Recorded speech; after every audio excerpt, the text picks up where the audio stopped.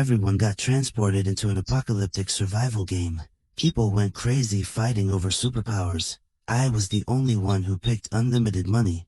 Everyone laughed and said I was an idiot, said cash would be worthless in the apocalypse. But they had no clue. Zombies weren't the real threat. Living people with superpowers were way more dangerous. Then, the system announcement rang out. 300 of us players got dropped straight into the game. The system explained that we'd all actually died in the real world. To earn a second chance at life, we had to survive until the end in this apocalyptic game. Then came the next phase. Time to pick our starting items. I skimmed through what was on the shelf. Mostly a random mix of superpowers. Other players fought like mad to grab them. I flipped straight to the last page of the list. At the very bottom, I spotted a coin labeled Endless Wealth. Didn't think twice. I grabbed it immediately. My class monitor, Wang Tang, who came in with me, chose mind control. Seeing me take the coin, he couldn't resist mocking me. "Mark, you're really that desperate for money? The world's about to end. What good is cash gonna do you?" Before I could even respond, he turned to the class beauty, Lu Ruyan. She'd picked something called the power of love. "I can make every human fall for me. Even zombies will be charmed by me. With true love protecting me, I'll definitely survive." Once all the items were claimed, the system chimed in again, giving everyone 1 year to train their abilities and get ready for the coming war. Apocalypse mode would officially begin in 12 months. Only one winner would make it out of this game. Only the last survivor could claim the grand prize. Hearing this rule, everyone's expression changed instantly. Those who'd planned to team up now looked at each other with suspicion in their eyes. In this survival game, there were no friends. Everyone was the enemy. I didn't waste a single second. I got out of there. Immediately kick off my apocalypse survival plan. I scanned the world map and set my sights on an isolated island in the Pacific, not on any fault line, outside major storm belts. Had a natural flat area, perfect for building an airstrip, surrounded by mountains that could serve as natural cover. I dropped $1 billion and bought the island outright. I casually named it Future Island and claimed I was developing it for tourism. I bought 10 massive cruise ships in one go, signed construction contracts with those NPCs, and shipped all the heavy machinery and building materials to the island. I had the NPC executives sign strict NDAs. Even they don't know where Future Island actually is. Once the cruise ships reached Future Island, the workers started building a makeshift airstrip. Then, I chartered 100 planes to fly in construction workers from all over. Those workers busted their asses day and night to keep Future Island off the grid. I bought signal jammers in advance and confiscated all the workers' phones. I built 10 ultra-reinforced fortresses on the island. All materials were top grade, highest standard, built to withstand magnitude 12 earthquakes. The exterior of each fortress was camouflaged. Satellites can't pick up anything from above. But all of this is just a smokescreen. The real doomsday bunker is underground. The underground bunker can survive nuclear strikes and biochemical attacks. Even those tunneling zombies won't break through 5 meters of solid steel. The surface fortresses have secret passages leading underground, but the passages were built extremely narrow. Only one person can squeeze through at a time. Inside, it is like a maze. Even if you're lucky enough to find the right path, getting through the main door doesn't mean you'll avoid the traps along the way. If one passage gets blown up, I can still use other passages to get back to the surface. In the apocalypse, energy is everything. To solve the power supply problem, I installed wind turbines on the island, plus tidal and nuclear power generators. Water was easy to handle too. I set up rainwater collectors and seawater desalination systems. Even dug up groundwater purification equipment that can process contaminated apocalypse water into drinkable quality, plus instant high-temperature sterilization, instant low-temperature sterilization, ultraviolet sterilization, and chemical sterilization equipment. A wastewater treatment system specifically handles the bunker's sewage, considering potential flooding. All walls were waterproofed. The blast doors seal airtight when closed. The underground drainage system is seriously robust. I installed multiple air purification systems ensuring the underground shelter always has clean, abundant air. I also stockpiled 100,000 oxygen canisters, just in case I need to seal myself in the underground shelter. I built 12 separate compartments. If one or two fail, the others can take over. Each compartment has its own dedicated function. 3 of them use the latest automated farming technology, capable of growing vegetables, raising fish, and keeping chickens. I stockpiled enough supplies in 2 warehouses to last me 10 years. Medicine, food, and water. Whenever the NPCs got suspicious about my construction, I just throw money at them in tips to keep their mouths shut. Then I went to Eagle Hunt and bought heavy weaponry, including mobile combat robots and reconnaissance drones. And since I was paying so much, I even went through black market channels to acquire 2 nuclear warheads. In a bay somewhere, I stashed my nuclear submarine and a jet. The underground bunker has a tunnel leading straight to the submarine dock. To prevent ability-wielding players from reaching the island, I had artificial reefs installed at the original island site. Any large vessel coming through would run aground and sink. Closer to shore, I set up electric fencing, encircling the entire coastline, and, in the surrounding waters, I planted explosives everywhere. I even installed radar systems to detect anything approaching the island, so I could take it down in time. I erected a massive electric grid in the sky to keep infected birds from landing on the island. In just 1 year, the island's defenses were fully operational, of course, to throw off my enemies. I also made a big show of developing tourism sites around the world, so those players wouldn't catch on. Those resorts were actually backup locations. I could fly there without refueling. After sending off the last batch of NPCs, I was the only one left on the island. I bought out a space exploration company and took control of over 6,000 satellites in orbit just to keep my internet connection alive. During that year, I acquired airlines and shipping companies worldwide. Then, in the final week, I ordered all planes and ships destroyed. The whole world knew the richest man had destroyed long-distance transportation. The NPCs all thought he'd lost his mind. Only the players understood. This global tycoon was also their competition. A notification popped up in the player's chat interface. Wang Tang asked me, "Mark, that global tycoon is you, right?" He was the only one who saw me pick infinite wealth, but I ignored him completely. 1 week later, the apocalypse arrived. The players who'd maxed out their abilities were ready for action. 300 player names and IDs appeared on the public screen. I was number 99. Wang Tang was number 100. Lu Yanren was number 101. Attention, the apocalypse has begun. This game will keep running until only one player is left. Nobody expected the apocalypse to kick off with a worldwide downpour. Days of non-stop rain triggered massive flooding. Future Island got hit too. But the island was so small, the clouds moved on after 2 days. I didn't even have time to hole up in my underground bunker. Those ability users were all caught off guard. They'd arrived in this world broke too. All year they'd been training their powers while hustling to make money. The struggle goes without saying. The supplies they'd stockpiled were pathetic. Only a few players who'd used their powers for crime managed to land a villa. They built a shelter in the basement. The flood hit the basement first. All their supplies were ruined. The entire villa was swallowed by the flood. Some players had built shelters in underground garages. Those flooded out completely too. High floor shelters were safe for now, but the rain wouldn't let up. The underground players' already meager supplies slowly ran dry. Everyone started freaking out. Meanwhile, I was munching on snacks and watching a live stream. The streamer was hiding behind the curtains, secretly filming the building across the street. A player was using fire powers to raid for supplies. Bro, this isn't special effects, not cosplay either.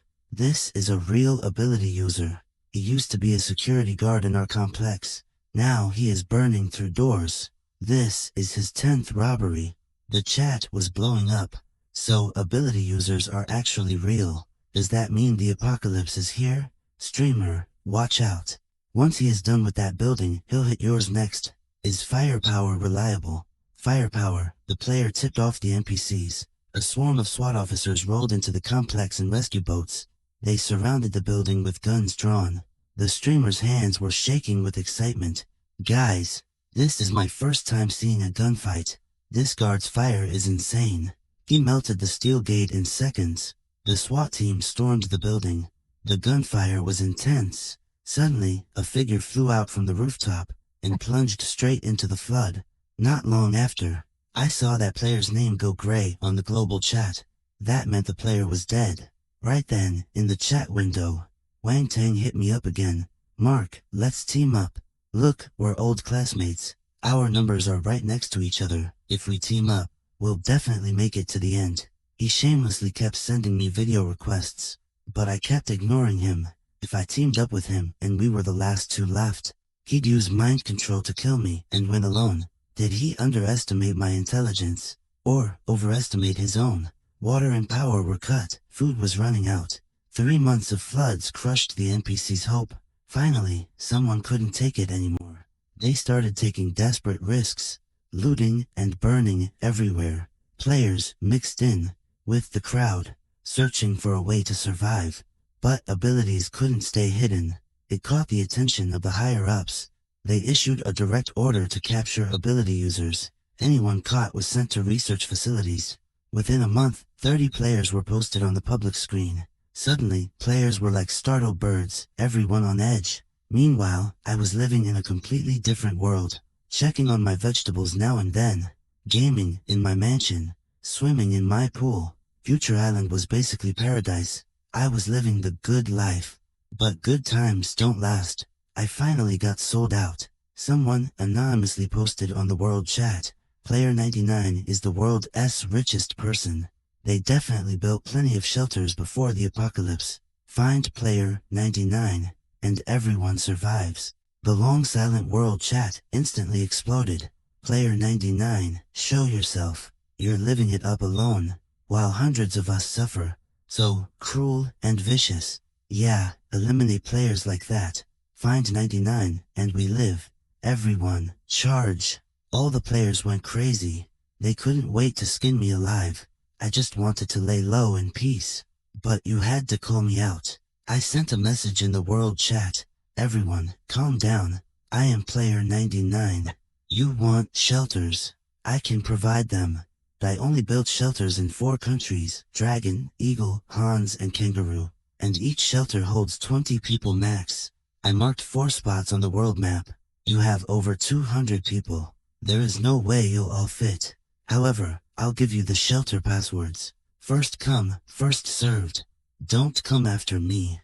The moment I entered the password, every player went wild. If they reached the shelter first, they'd survive the flood. Overnight, some players had already arrived. Most had speed-based abilities.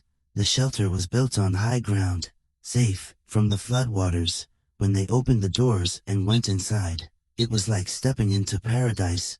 After all, I'd built these 4 shelters to be absolutely lavish. They had every amenity you could want. Freezers packed with frozen feasts. Player 58 proudly started live streaming on World Chat. Never expected the shelter. Never expected it to be this nice. Money really does buy happiness. Inside, they were eating steak and lamb, drinking red wine. The table was covered in delicacies. Player 58 said 12 people were already inside. They'd voted to lock down the Dragon Kingdom shelter. Resources were limited. No one else was getting in. Other players were still on the road. Seeing the stream, they lost it. Outside the shelter, players kept arriving in waves. Rather than drown in the flood or starve, they had to seize this lifeline. Survival instinct drove them to desperation. They begged those inside to open up, to let them in. But the players inside had already deadbolted everything. No matter how they pounded on doors and walls, or unleashed their abilities, they couldn't budge that sealed entrance. Just as the insiders were celebrating, I suddenly popped up and said, "Wasn't it supposed to hold 20? Can't 8 more still get in? I have another override code. Even with the doors locked, I can still access the interior. The hidden door is in the southeast. That decorative brick at the base of the wall. Turn it and the hidden door reveals itself." The players outside rushed the hidden door like madmen. They turned the decorative brick, the ancient decorative brick. An actual hidden door appeared in the old wall. Players scrambled to get inside, fighting for those last 8 spots. One frail-looking girl was too slow, trailing behind. Then, vines burst from her arms, lashing wildly at the crowd ahead, instantly tripping a mass of players. The player with the blade ability quickly cut the vines beneath his feet, then spun around and fired a wind blade, slitting the vine player's throat.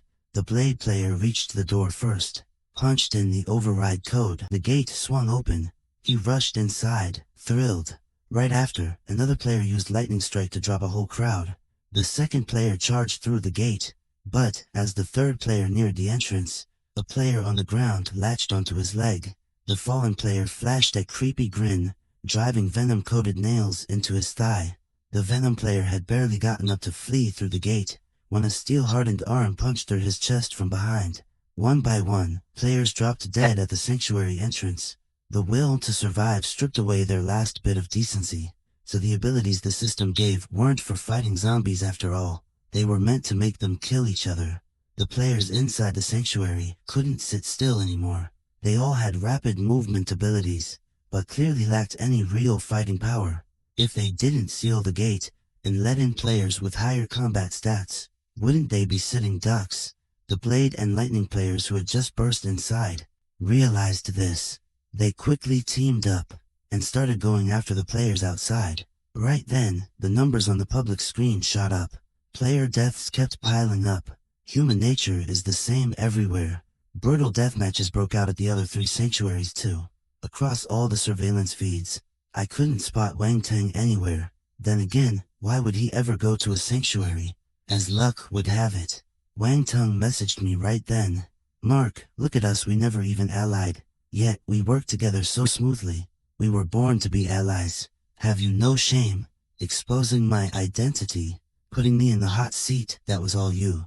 Don't be so mad. If I hadn't cooked up that plan, how would we have sent those players to their deaths? You should thank me for clearing out your competition." As we were chatting, the sanctuary hit full capacity. The gate sealed shut automatically.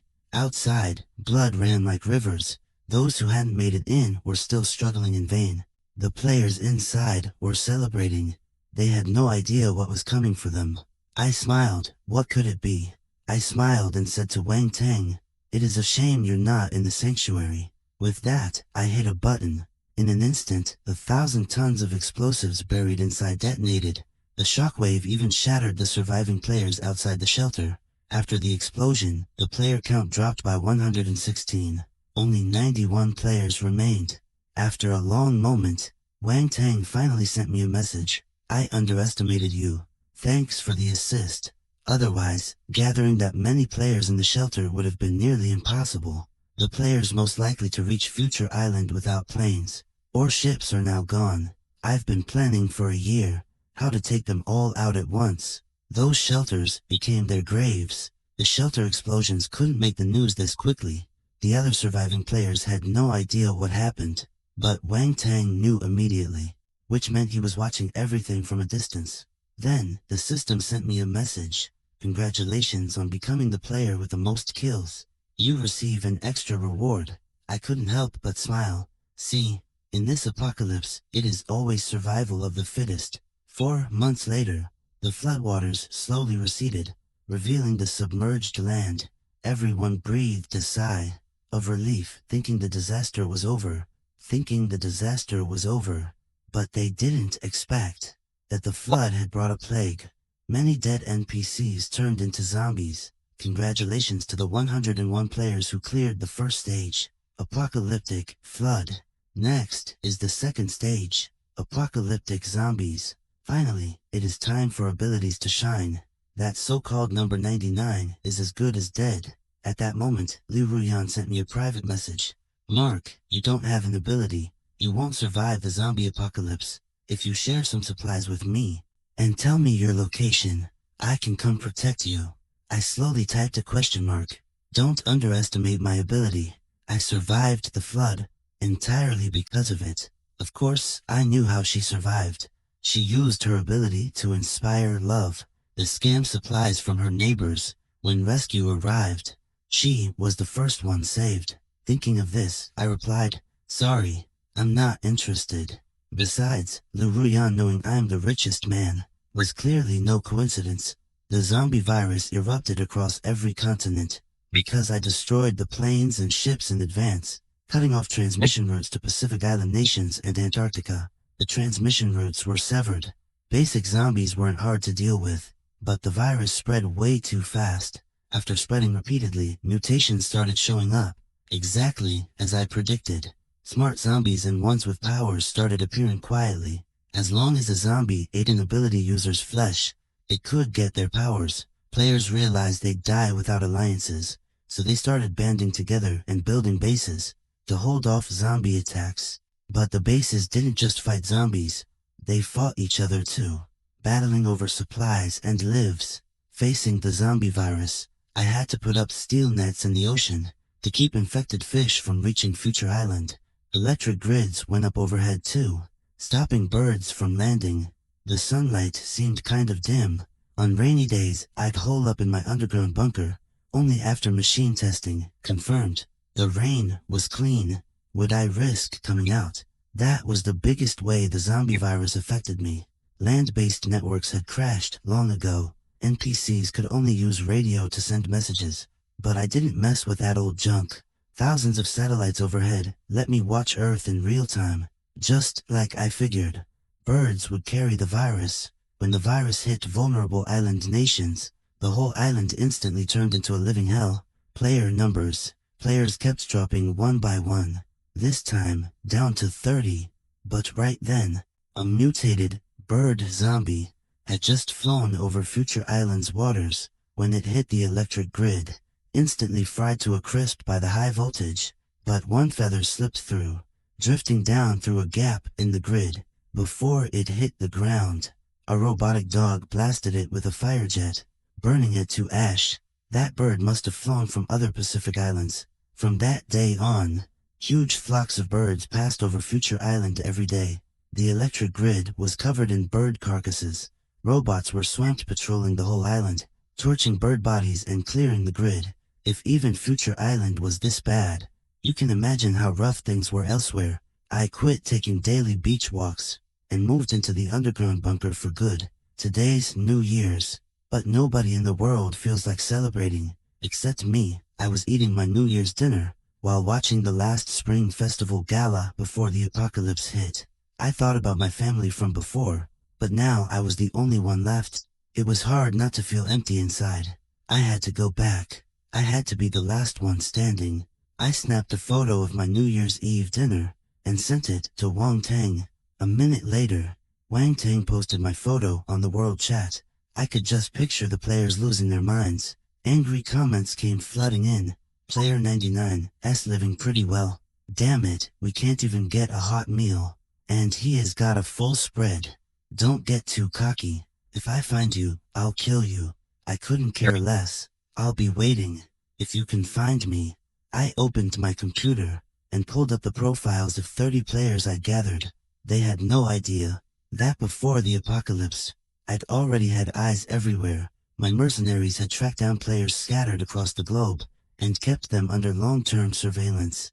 I knew every player's abilities and weaknesses. After the apocalypse hit, my mercenaries survived on the supplies I'd stockpiled. They kept working for me, and I unlocked new supplies for them. Money makes the world go round. In the apocalypse, supplies were the most valuable currency.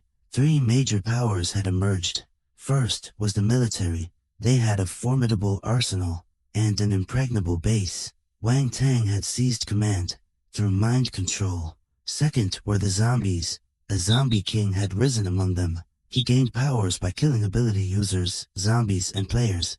Liu Yangyan was by the zombie king's side, having become his beloved companion. Third were the gangs. Even before the outbreak, Player 128 had entered the world's most dangerous and chaotic nation. Using his abilities, he subdued the gangs.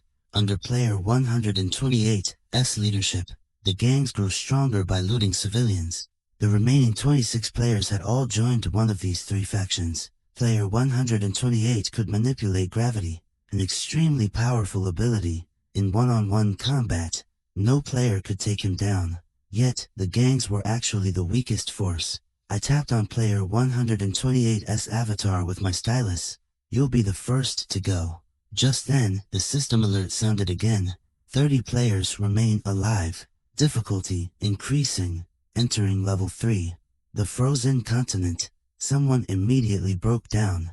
The apocalypse has lasted a year and 5 months. Everyone's out of supplies. Another ice age hits, and everyone on this planet dies. Lu Yuran quietly messaged me. Mark, check your messages. Mark, soon only the zombies will survive this planet. And I'll survive too. You'll regret rejecting me for the rest of your life. Then she sent a photo of herself with the zombie king. Seeing this, I sneered. In that case, I'll send you lovebirds to the afterlife together. The ice age swept across the entire planet.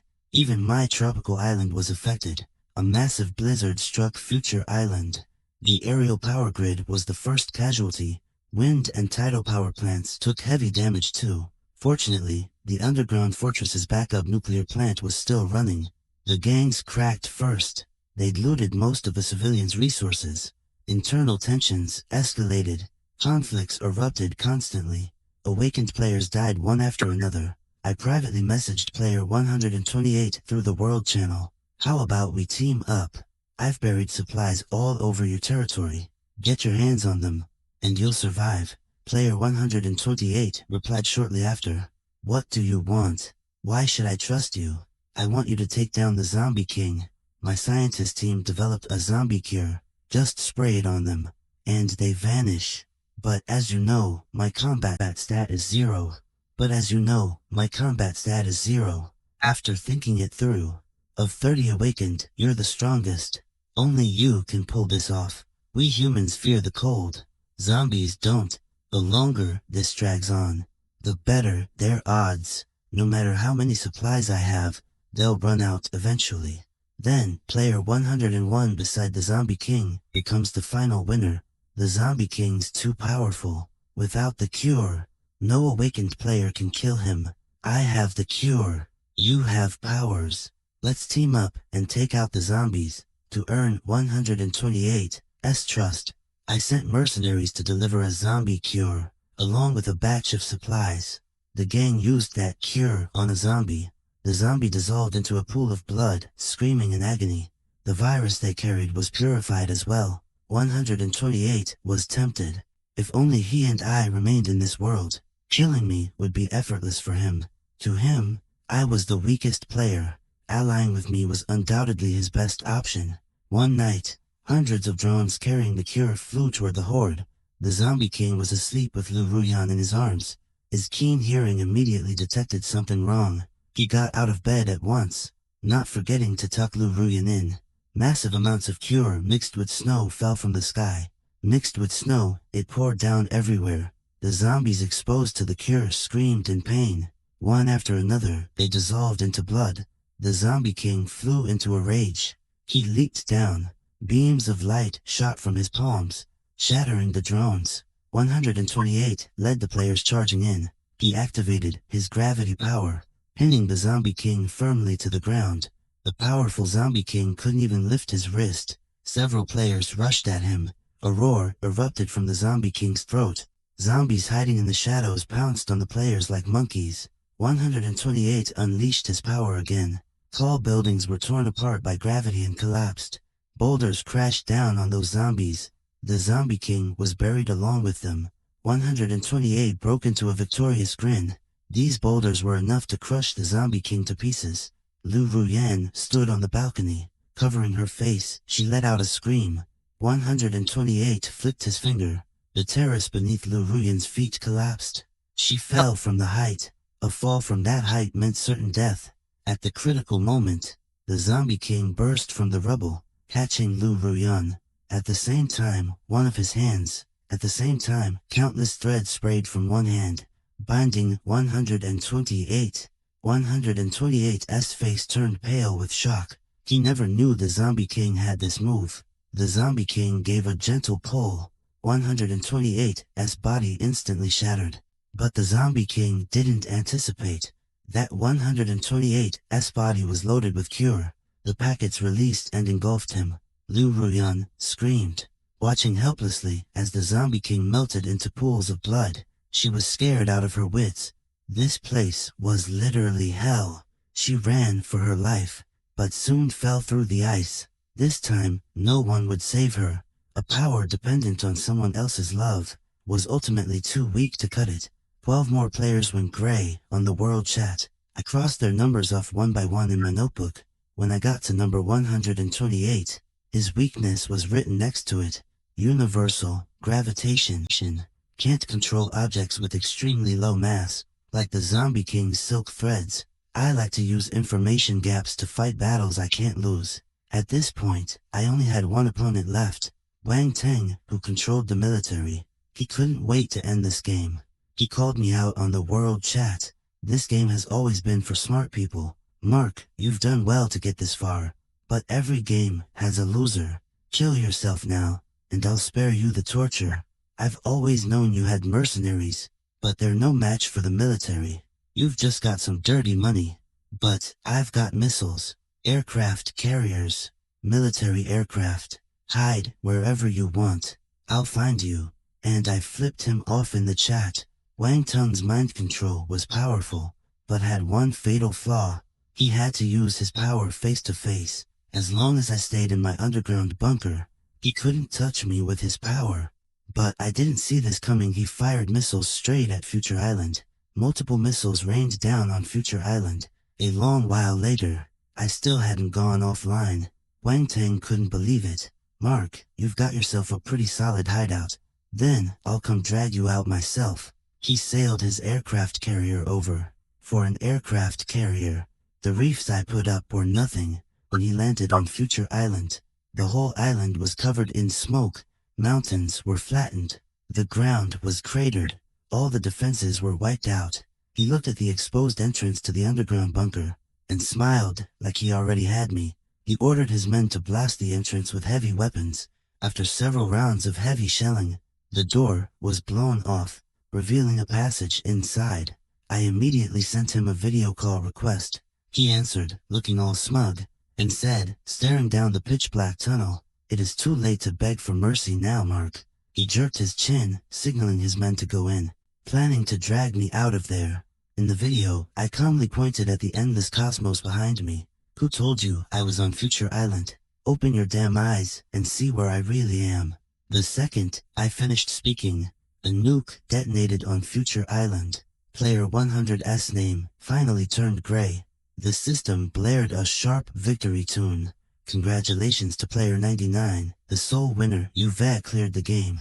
Wang Teng had a special ability player working for him, who could pinpoint the exact coordinates from any photo. It was a completely useless ability, but Wang Teng saw exactly how he could use it. He'd sent me countless video requests, trying to screenshot and track my location, but I never picked up. Later, I sent him a photo on New Year's Eve. He secretly called me an idiot, happily tracked my location, and waited for both the gangs and the Zombie King to be wiped out, so he could swoop in and take everything, and decided to blow me up. But how could I not know what players he had?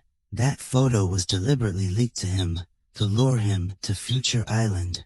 After sending the photo, I got off Future Island. The reward the system gave me was one chance to teleport anywhere instantly, with all my supplies. Just like that, I got teleported to a space station, but the system didn't give me a way back to Earth. I couldn't use this reward until the very end.